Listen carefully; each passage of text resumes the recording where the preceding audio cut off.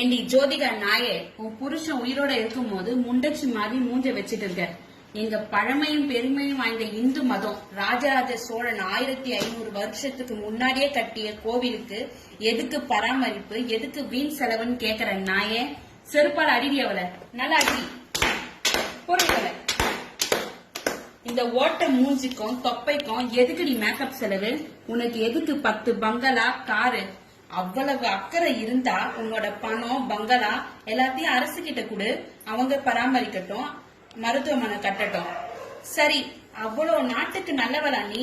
அப்படி இருந்தா திருட வந்தவங்க வெளி மதத்துக்கு ஏன் இவ்வளவு இலவசம் சலுகை அப்படின்னு கேளு. அவ மூஞ்சிலேயே போடுறி நல்லா போடுறீ. ஒன்னு தெரிஞ்சுக்கோ, எங்க இந்து கோவில்களுக்கு அரசு பணம் தரல, கோவில்களால் தான் அரசிற்கே வருமானம். புரிஞ்சுதா? உனது வியாபார காதலுக்கு சூர்யா மதம் மாறியது போதும். இந்த விஜய் ஜோசப்ப செருப்பால் அடிங்க. மடமாற்ற வேலை செய்து இந்த நாய் போடுங்க, நல்லா போடுங்க. இந்த விஜய் ஜோசப் நல்லா செருப்பால் அடிங்க.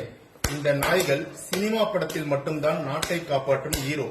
நிஜ வாழ்க்கையில் பணத்துக்காக நம் நாட்டுக்கு எதிராக வெளிமதம் வளர்க்கும் பிணம் திண்ணிகள். நல்லா அடிங்க செருப்பால.